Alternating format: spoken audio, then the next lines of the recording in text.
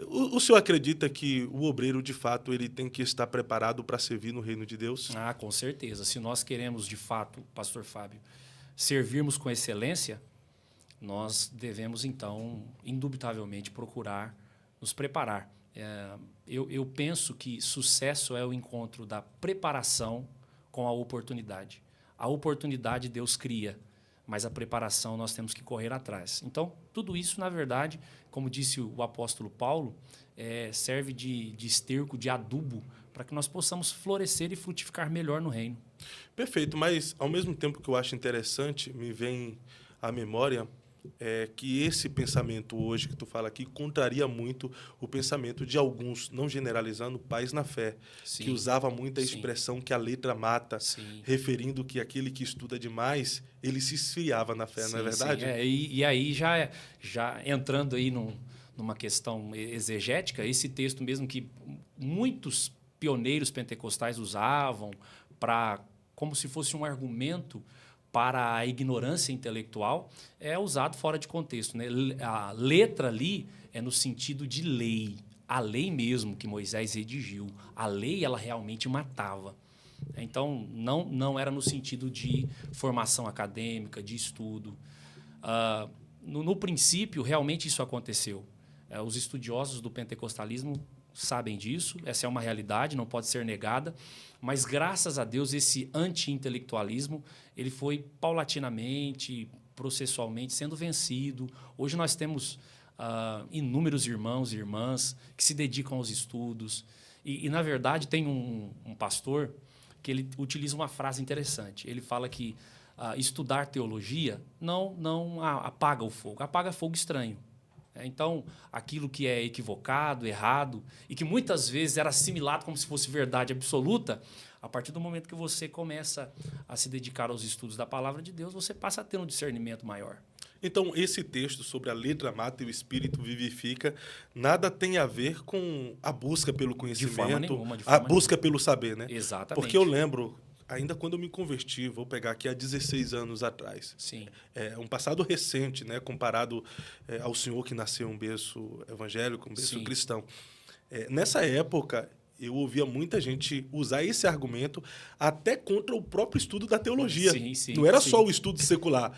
Vai fazer teologia, você vai esfriar na fé, a letra mata e o espírito vivifica. Então, esse texto não tem nada a ver. Nenhuma conexão com o sentido de formação, de estudo. A letra ali é no sentido de lei. Letra ali é no sentido de lei. A lei realmente matava. A lei, ela dizia, fez isso, será punido nisso. Olho por olho, dente por dente. Exatamente, né? É a lei de Italião. Então, você realmente... Agora, o espírito vivifica é uma referência à questão da ação, da graça de Deus. Então, nada tem a ver. Esse anti-intelectualismo ele precisa ser realmente descartado. Nós precisamos avançar, embora já tenhamos avançado bastante em relação a isso aí. Eu louvo a Deus, viu, pastor Fábio? A gente percebe hoje o nível dos pregadores, né, os professores de escola dominical, os próprios pastores. Nós temos hoje inúmeros ministérios que, como condição inicial para o indivíduo ser um obreiro, exercer algum papel de liderança, ele ter uma formação acadêmica. Então, isso é maravilhoso, é ótimo. Bacana. Eu acho muito interessante e eu quero ficar um pouquinho aqui nesse assunto. Hoje, é claro, há muitas igrejas, denominações, principalmente a Assembleia de Deus, em vários campos eclesiásticos, não leva ou não separa o obreiro ao ministério sem, no mínimo, um curso básico em teologia, ou pelo menos noções em teologia, né? E isso é muito bom. Só que há um tempo atrás, a própria teologia já foi meio que demonizada também, né? Sim. Tipo, estudar teologia vai te esfriar na fé. Por que essa mentalidade? Assim, os pentecostais, eles desenvolveram esse pensamento de anti-intelectualismo porque o próprio pentecostalismo, ele foi uma reação ao racionalismo. Então, na Idade Média, se desenvolveu o iluminismo, a ideia, né, a razão. O mundo passou a ser explicado por meio da razão.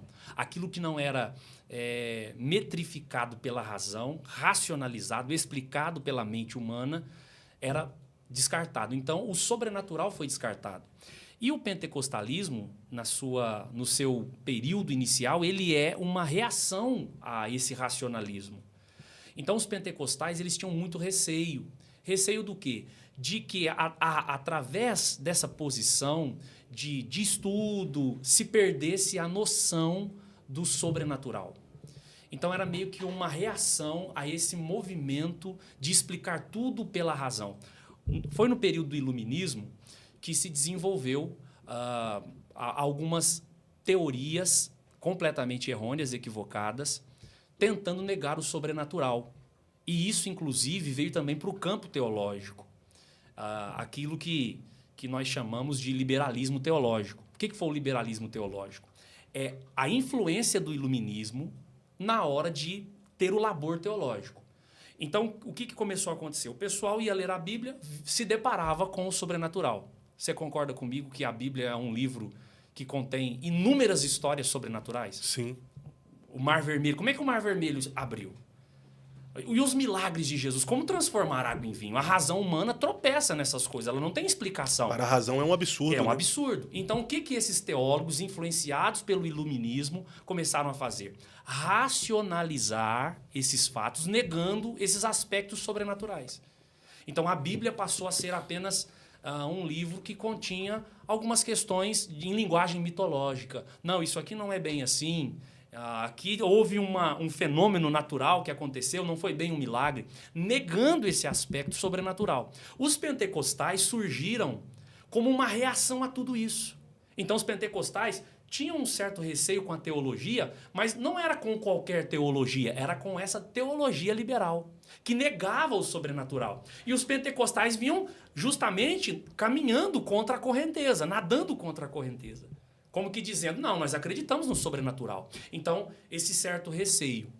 Agora, à medida em que os anos foram passando, os próprios pioneiros pentecostais, falando inclusive do pentecostalismo americano, eles foram observando e vendo a necessidade de se aprimorar. Os primeiros pioneiros pentecostais começaram, inclusive, a aproveitar ferramentas teológicas para explicar as suas próprias experiências. Então, é fundamental. Hoje, no Brasil, as coisas demoram a chegar um pouco aqui no nosso país ainda, né? Essas influências, esse eco. Mas hoje, no Brasil, nós também estamos caminhando para essa maturidade. E louvado seja Deus por isso, né? Tem um livro muito bom do pastor Altair Germano, em que ele vai discorrer sobre essa questão teológica, né? Como as escolas teológicas se desenvolveram, especialmente dentro das Assembleias de Deus. E aí ele fala um pouco como que houve brigas nas convenções, alguns pastores favoráveis a cursos teológicos, outros pastores não favoráveis. Então, graças a Deus, isso avançou. Hoje é quase uma regra, né? Sim. Especialmente na denominação que eu faço parte, as Assembleias de Deus no Brasil, é quase uma regra. Dificilmente um obreiro ele será consagrado se ele não tiver noções de teologia, uma teologia básica. Sim. Então, essa proposta de ter uma aversão ao estudo teológico era simplesmente para combater a teologia liberal. A teologia liberal, exatamente liberal. Isso então, aí. Não era simplesmente contra o estudo. Exatamente. Era contra essa teologia mais libertina. Exatamente. Essa teologia liberal enviesada pelo iluminismo, racionalista. Mas também teve um grupo em nosso meio que não queria por causa da ignorância também, né? Exatamente. Que achava que, de fato, esfriava e que ia matar a fé das pessoas.